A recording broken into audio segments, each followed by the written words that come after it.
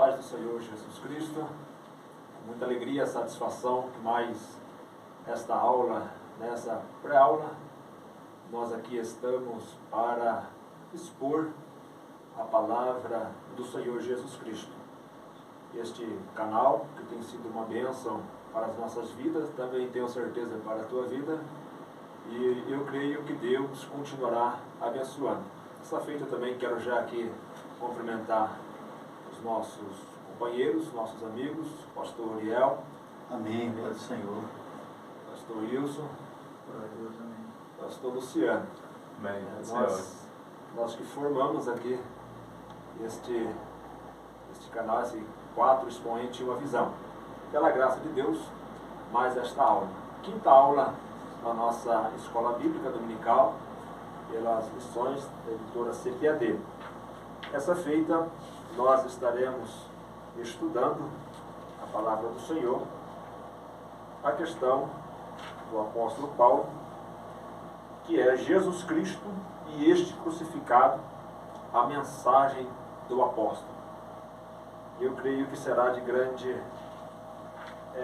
utilidade para nós aqui o estudo desta aula.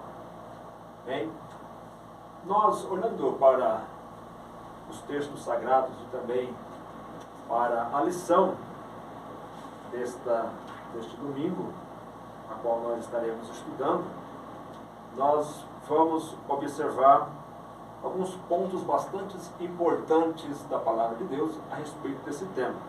Jesus Cristo e este crucificado. Qual é o centro da mensagem do apóstolo Paulo? A lição, a leitura bíblica que se encontra em 1 Coríntios, capítulo 1, versículo 18 a 25, e também o capítulo 2, do versículo 1 ao 5. Não vou aqui me deter a leitura, mas os irmãos possam ler aí na casa dos irmãos, para que possa ter uma melhor compreensão a respeito do texto. Bem, quando nós olhamos para este momento, para este ponto, o primeiro ponto é a centralidade da pregação de Paulo. O ministério da pregação e o Cristo crucificado. Interessante, quando nós olhamos para isto, nós vamos observar alguns grupos de pessoas, principalmente quando o apóstolo Paulo se dirige aos gregos e também aos judeus. Para os gregos, a mensagem da cruz era um escândalo para eles. E para os judeus, quando se olha para esse ponto, os judeus ficavam também horrorizados, escandalizados pelo fato de que a mensagem da cruz, como poderia ser um Cristo ser crucificado na cruz, sendo esse considerado maldito, porque todos aqueles que eram mortos na cruz eram considerados malditos. Enquanto para os gregos, corrigindo aqui, falando que é a loucura, a mensagem da cruz para os gregos era loucura, e para os judeus, escândalos, eles olhavam e via como pode este ser o Messias, o Salvador do mundo, sendo que morreu na cruz, como um maldito. Pastor Uriel, esse ponto, a centralidade da pregação de Paulo, eu convido o senhor para fazer um comentário a respeito deste assunto. Amém, pastor Anderson, os amados irmãos que nos acompanham aí, que vai estar nos acompanhando no decorrer desta pré-aula. É um prazer muito grande estar com você mais esta oportunidade, com os companheiros, pastor Wilson, pastor Luciano também. Meus irmãos, interessantíssimo, né? De uma profundidade muito grande, mais uma vez, mais uma escola, como todas as escolas, todos os trimestres que nós estudamos esse ano, mas falar sobre este homem, o chamado, a mensagem do apóstolo Paulo. Quando se trata aqui, o primeiro comentário que a gente vamos trazer aqui, a centralidade da pregação de Paulo. É interessante que nós vamos ver, eu vou me ater aqui ao texto da leitura bíblica em classe, para trazer o meu comentário aqui. Haja visto que Paulo ele vai dizer a mensagem dele, o centro da mensagem dele, quem é, e como ele estava. Então, o fato de Cristo ser o centro, aqui no 1 Coríntios capítulo 2, versículo 2, ele diz, porque nada me propus saber entre vós, senão a Cristo e esse crucificado. Então nós vamos ver que a mensagem do apóstolo Paulo era pregar sobre o Cristo crucificado. Haja visto que, uma vez que quando nós analisamos a vinda de Jesus e a importância da manifestação de Jesus na cruz do Calvário, nós vamos entender o que está acontecendo lá de trás. Porque Jesus, a Bíblia diz que Jesus, ele depois de passar pelas águas, né, ali do Jordão, e João Batista testificar acerca dele, né, dizendo que em João 1, que aquele que o mandou batizar para revelar quem era Jesus, né, e o Espírito Santo desceu, repousou sobre ele. Nós vamos ver que Jesus jejuou, orou 40 dias, 40 noites, e ele também foi tentado pelo diabo, né? E quando ele é tentado ali, logo nós vamos ver que o diabo lhe oferece os reinos da terra. E uma mensagem cristocêntrica, a mensagem de Jesus, ele fala que ele veio buscar o que se havia perdido. E o que se havia perdido? O reino. O reino, porque Deus entregou reinos na mão de Adão, né? E Adão perdeu esses reinos, entregou na mão do adversário. E Jesus veio recuperar. E aí, quando Jesus veio recuperar esses reinos que por ele foram oferecidos, ele o tomou, ele o recuperou ali na cruz do Calvário, né? O domínio sobre esses reinos. E aí surge a pregação do Evangelho, que é a boa nova, o anúncio que há um novo rei, que o Rei dos Reis, o verdadeiro Rei, né, o Filho de Deus, o nosso Senhor Jesus, da linhagem davídica, agora este é o Rei que está à destra de Deus, intercedendo por nós, mas através da sua mensagem, através da sua obra na crucificação, ele nos recuperou. Porque ele reconciliou todo mundo, Deus reconciliou o mundo no Filho com ele. Por quê? Porque quando se fala de reino, não existe reino sem trono, sem rei, sem súditos. Então todos, com a perca do reino, todos se perderam. Quando Jesus veio buscar o que se havia perdido, que é tomar novamente o reino que havia sido perdido, surge então uma mensagem, uma boa nova. Uma boa nova de que o reino está na mão do rei chamado Jesus. E Paulo enfatiza justamente o ponto triunfante dessa vitória, dessa recuperação, dessa conquista do nosso Senhor Jesus, aonde ele toma os reinos que já lhe foram oferecidos, mas que ele o tomaria porque ele veio cumprindo a missão, e ele concretiza esta obra. E não só esta obra, a mensagem da cruz é tão poderosa, meus irmãos, que ela traz todos os cumprimentos daquilo que havia dito acerca de Jesus. Nós vemos que o próprio Cristo na cruz, ele diz assim, está consumado, né? Está consumado, né? No grego, tetelestai, né? Ou seja, está consumado, a obra está concluída, né? Então nós vemos aqui que quando Paulo fala que prega acerca do Cristo e esse crucificado, ele traz o ponto, a centralidade da mensagem de Paulo é essa.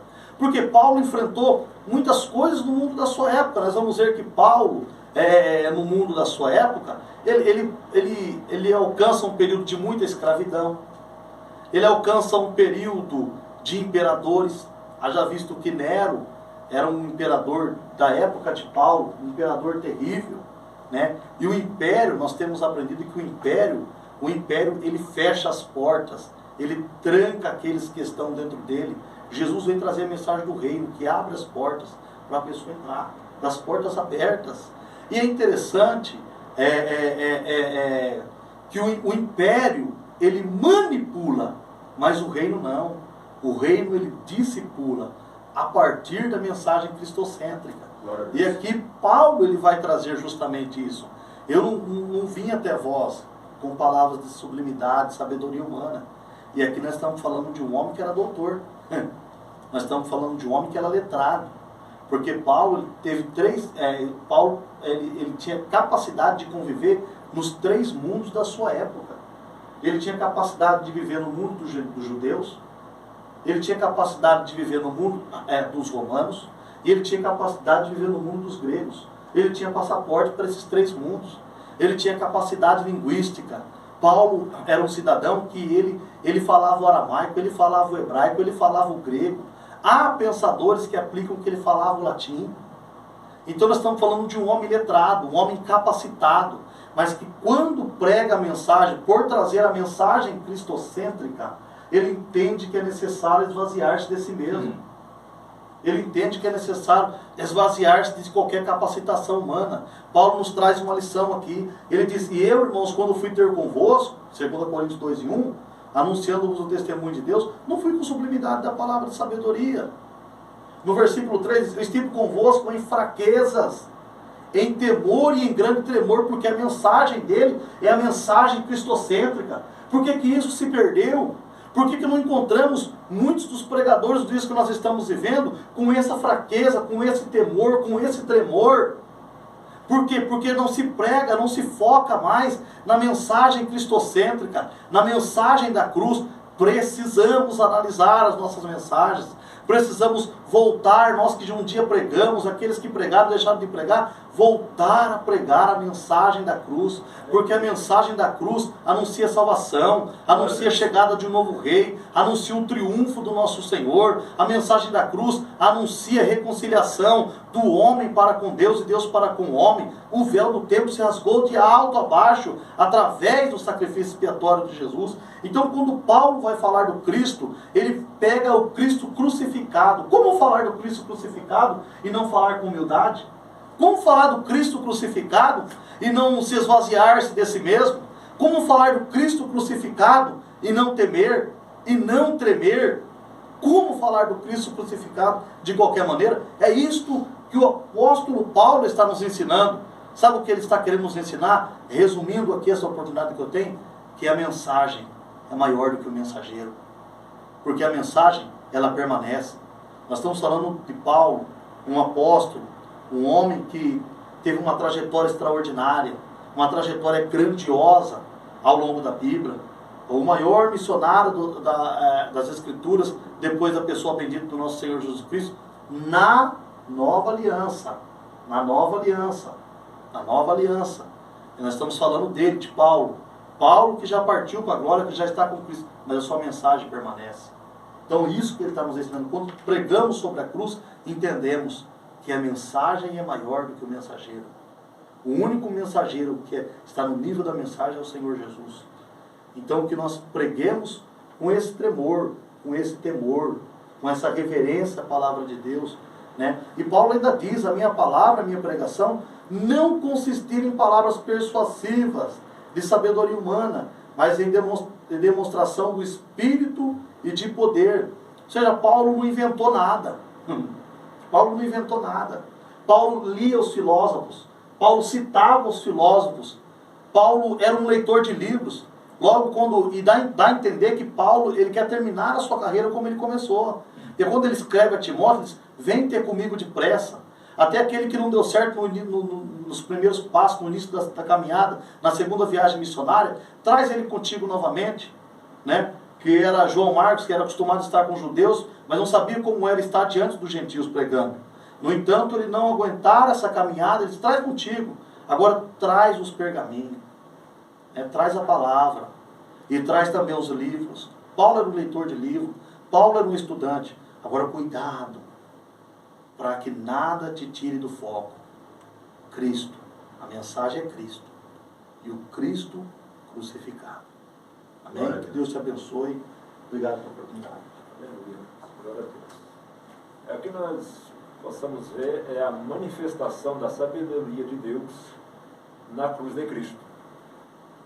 É o que a gente vê. Essa manifestação da sabedoria de Deus na cruz, a qual o Cristo morreu, ao ponto que o apóstolo Paulo ele vai dizer em 1 Coríntios, capítulo 1, versículo 27 e 29, dizendo, mas Deus escolheu as coisas loucas deste mundo, para confundir as sábias.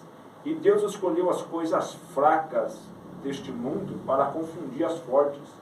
Para os judeus, para a mensagem do apóstolo Paulo a respeito da cruz e o Cristo crucificado dela era fraca, né? Era loucura, a mensagem fraca, porque eles não aceitavam a maneira da humilhação de um Cristo Messias, que era para vir para remir os judeus, remir a nação de Israel, fosse morto daquela maneira, tão humilhante e tão vergonhoso. Para aquela época, uma morte na cruz era das terríveis possíveis. Vergonhoso. Quem praticamente era morto numa cruz era quase nu, né? Eram crucificados nu lá na cruz. Já disse que os que estavam ali olhavam, né? Outros como zombavam, e dentro de toda essa situação, enquanto para os gregos então era uma situação como essa a qual o apóstolo Paulo vai dizer que confundir, né, a sábia deste mundo, para os judeus fraca, né, deste mundo, e confundir as fortes. E Deus escolheu as coisas vis deste mundo e as desprezíveis, as que não são, para aniquilar as que são, para que nenhuma carne se glorie perante ele. Ou seja, o orgulho em que os gregos tinham, o orgulho que os judeus tinham, e não aceitavam a maneira em que Cristo foi crucificado. O apóstolo Paulo dá a ênfase nessa pregação, referindo a isto, que é através disso mesmo que vinha a salvação. É através deste ato que Cristo fez, se humilhou na cruz do Calvário para resgatar, né? Então, olhando para tudo isso, a gente vê a mensagem centralizada do apóstolo neste caso. Pastor Wilson, a expressão chave da doutrina de Paulo é um ponto 2 desta lição. Eu deixo para o senhor comentar, fica à vontade. Queridos a todos, eu vos cumprimento com a paz do Senhor, aos meus companheiros, pastor Luciano, Amém. pastor Toriel, pastor Anos, muito obrigado. Amados, nós iremos estar falando sobre as expressões-chave da doutrina de Paulo, né? Que o nosso pastor comentarista aqui, ele vai colocar 3 principais, né? Que é o Evangelho de Cristo, o Cristo crucificado e o Cristo ressurreto, né? Sobre a questão do Evangelho de Cristo, a mensagem da cruz, eu queria vos informar, usando aqui umas expressões de João Calvino, que se Paulo tivesse usado palavras persuasivas de um filósofo, a linguagem pomposa em seu trato com os coríntios, o poder da cruz de Cristo que traz salvação a todos os homens, teria sido sepultada. Se Paulo usasse as palavras persuasivas, pomposas de um filósofo, o poder da mensagem da cruz teria sido sepultado. Isso nos cabe uma reflexão sobre a mensagem, aquilo que nós pregamos hoje. Meu Deus. E muitas das vezes nós nos equivocamos e queremos trazer algo novo que impressione. E isto Paulo já também traz uma recomendação para a igreja de Colossas, ou Colossos ali, né? Aos Colossenses, no capítulo 2, versículo 8, ele diz: vede que vós não haja ninguém que vos escravize ou que vos engane através de vãs filosofias, né? E não passe de meras falácias, enredando-vos através das tradições humanas ou regras alimentares segundo o mundo e não segundo Cristo. Hoje é comum a gente ver pessoas usando expressões de filósofo como Platão e entre outros, mas usando como se fosse uma expressão bíblica, quando na verdade não é. Mas a recomendação é que quando nós vamos estar pregando ou ensinando, nós teremos que usá-lo algo tudo concernente Cristo. A falta da centralidade de Cristo na mensagem é exatamente o grande problema na igreja atual. Hoje se prega de tudo, mas não se vê Cristo nas mensagens. encontramos filósofos como Platão, entre outros, encontramos as fábulas, encontramos aí muitos amuletos, mas Cristo não está presente na mensagem. O outro ponto é o Cristo crucificado, né? Como o pastor Iel aqui já fez um comentário, eu não vou aqui repetir o comentário do pastor Iel, muito bem colocado, porém eu quero chamar a sua atenção sobre a questão das profecias. As profecias diziam que Cristo, ele seria o Messias, ele seria ali morto entre dois malfeitores. Mas não diz, o texto de Isaías, que fala sobre a morte de Cristo, não fala como seria essa morte, só diz que seria entre dois malfeitores. Mas não diz se seria por apredejamento, e não diz que seria por crucificação, não diz que seria por afogamento, pois dentro da lei judaica tinha aí o apredejamento, que era o mais usado, mas tinha também aí o afogamento, também outros instrumentos aí para a pena capital, mas o apredejamento mais usado. Segundo ponto, por que então Cristo foi crucificado?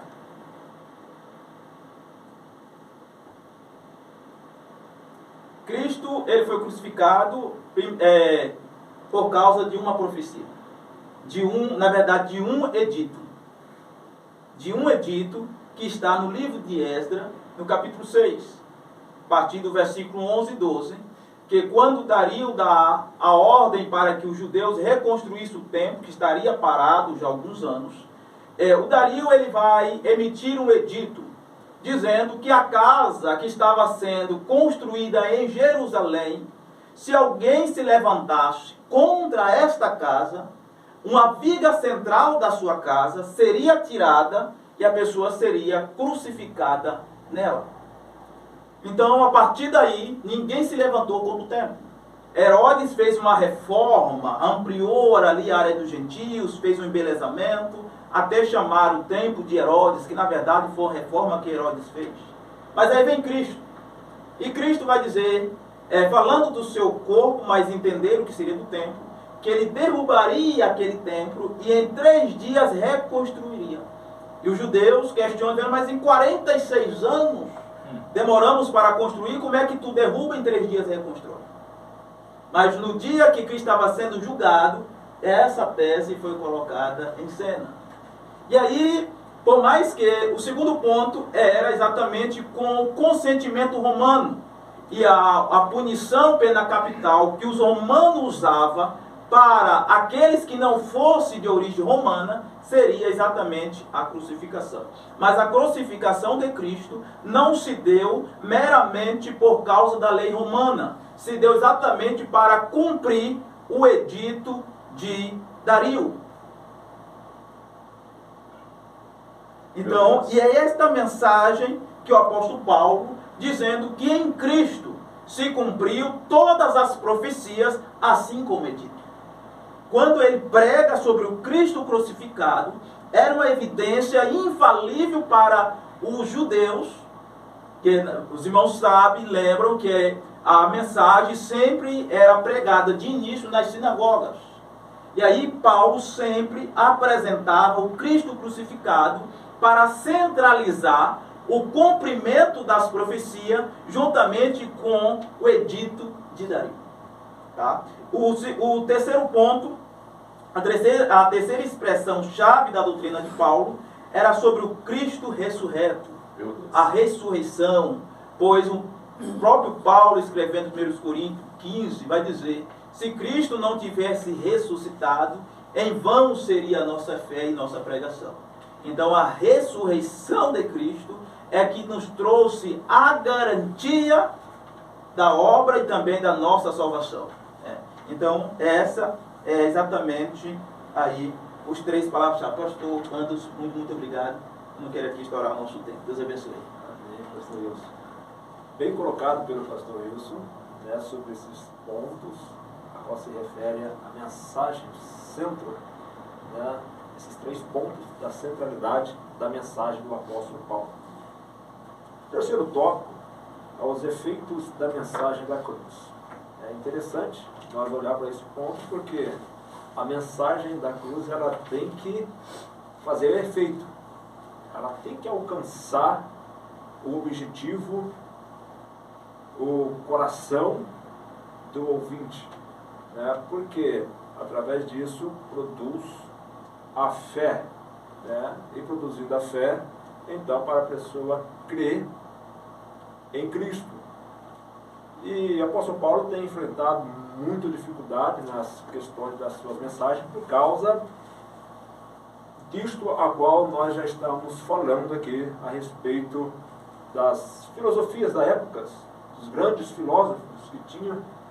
Claro que o apóstolo Paulo conhecia todos, né, por fazer parte também ali daquele momento, daquele tempo, por ter sido um grande fariseu ali, e também, como já foi falado, exposto pelo pastor El, um grande mestre, né, conhecedor ali.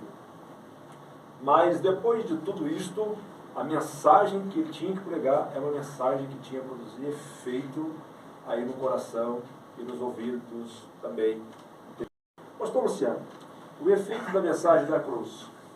Deixo o senhor à vontade para comentar. Meus amados irmãos, Pai do Senhor Jesus a todos, nossos internautas, irmãos, irmãs, professores e professoras. É interessante, os companheiros da Pai do Senhor Jesus a todos, que o apóstolo Paulo, na epístola aos Romanos, capítulo 10, versículo 17, vai falar que a fé, né, como consequência, a fé vem pelo ouvir, e ouvir a palavra de Cristo, né? Nessa tradução aqui, na King James, vai falar, como consequência, a fé vem pelo ouvir as boas novas, e as boas novas vêm pela palavra de Cristo. E o interessante é que o apóstolo Paulo, na carta de 1 Coríntios, né, no capítulo 1 e versículo 16 e 17, ele vai, principalmente o versículo 18, né, o versículo 18 vai falar, porque a mensagem da cruz é loucura para os que perecem, mas para nós que somos salvos é o poder de Deus. E eu gostaria aqui rapidamente, frisar aqui, pastor, se o senhor me permita, Paulo vai falar de 3 atividades diferentes em relação à cruz. O primeiro ponto, ele vai dizer no versículo 23, no mesmo capítulo, na carta de 1 Coríntios, que alguns tropeçam nesta cruz. Quem seriam esses que tropeçavam na cruz? E bem frisado pelo pastor Oriel e pelo pastor Wilson aqui, quem tropeçava nesta cruz eram os próprios judeus. Até porque, o senhor mesmo deu uma pequena pincelada aí, porque os judeus, eles acreditavam que haveria de vir um certo Messias, mas um Messias conquistador. Um Messias conquistador que livrasse eles de toda a opressão dos impérios, até porque o povo judeu estava cativo, né, sob domínio do Império Romano. Então, eles não acreditavam, eles olhavam para a cruz e olhavam para a cruz com um olhar de desprezo, olhar como um símbolo de fracasso, de fraqueza, né? Tanto isso é verdade, pastores, que lá em Atos dos Apóstolos, do capítulo 1 e versículo 6, os próprios discípulos vão fazer uma pergunta ao Senhor a respeito de que sinal haveria de dar a eles a respeito da sua vinda.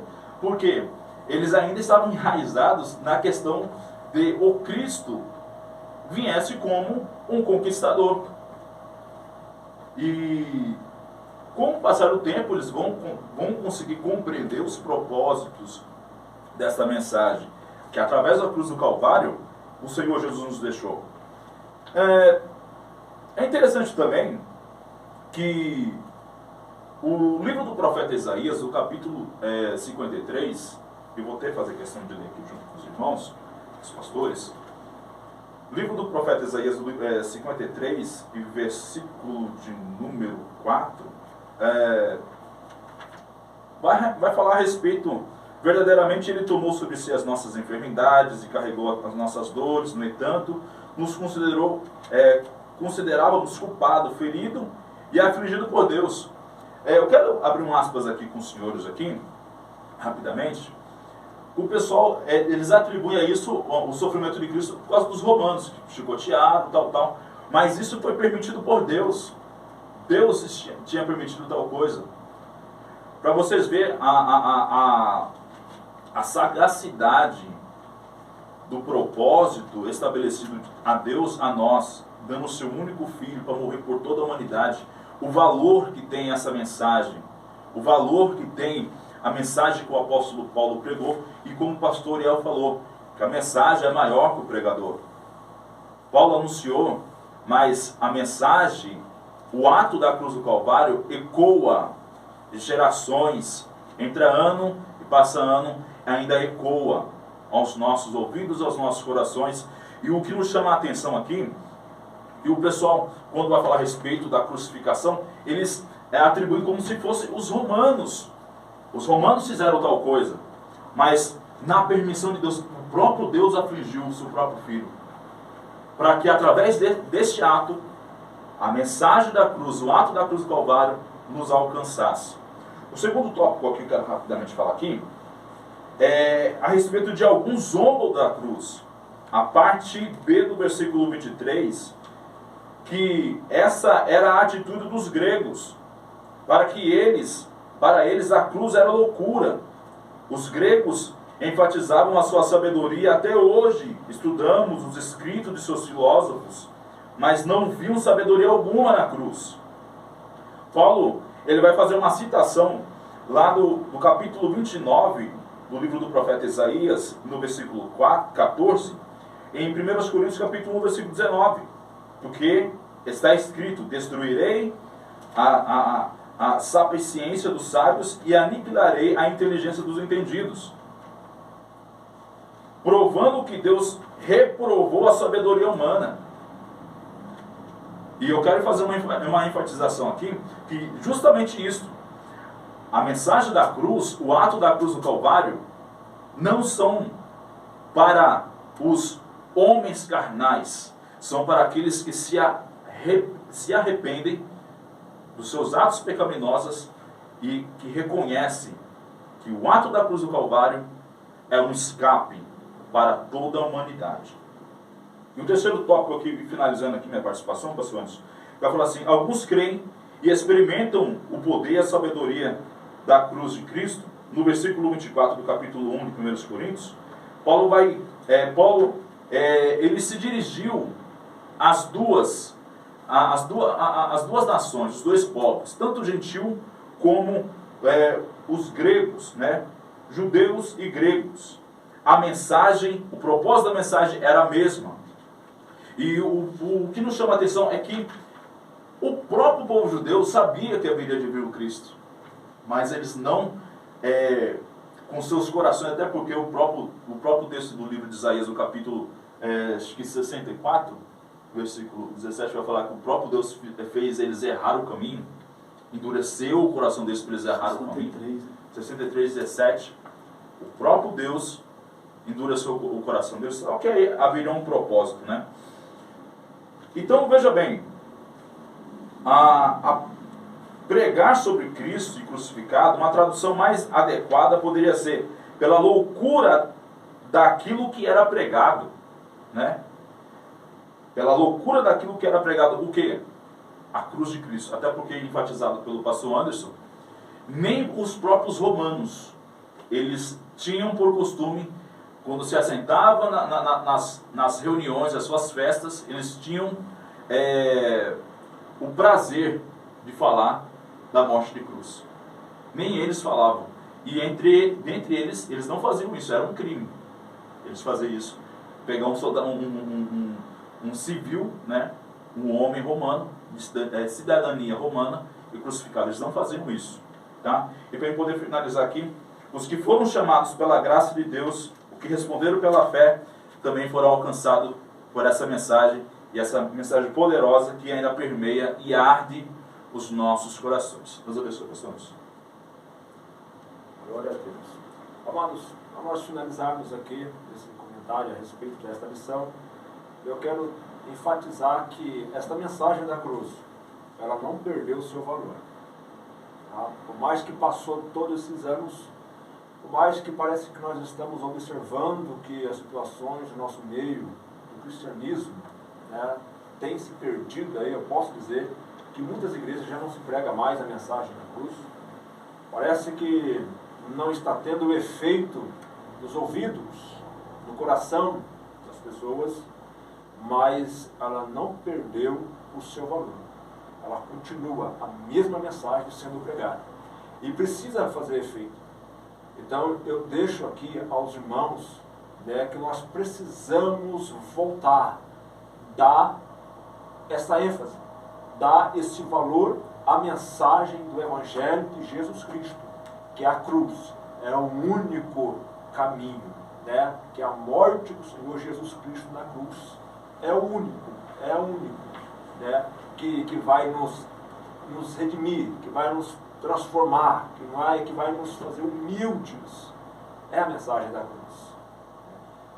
Certa feita, pastor Wilson trazendo um ensino a respeito desse ponto mesmo, eu lembro-me que quando falava a respeito da cruz e a questão do caminho, que o caminho é estreito, falava que quando Jesus foi crucificado na cruz, para mostrar que o caminho é tão estreito que os seus pés foi crucificado, foi pregado um em cima do outro. Então o caminho que nos leva à salvação é um caminho estreito, a porta é estreita. A mensagem da cruz, ela não perdeu seu valor e ela precisa fazer efeito nos ouvidos dos ouvintes. Bem, então não perca isto. Em nome do Senhor Jesus Cristo. Vamos recuperar isto. Amém? Que Deus em Cristo possa nos abençoar. Eu tenho certeza que estes comentários dos nossos queridos irmãos vai te ajudar. Né? Busque mais, ore mais, consagre mais. Eu tenho certeza que o Senhor há de fazer grandes maravilhas em nossas vidas, em nome do Senhor Jesus Cristo. Deus abençoe os pastores. Amém. Deus abençoe.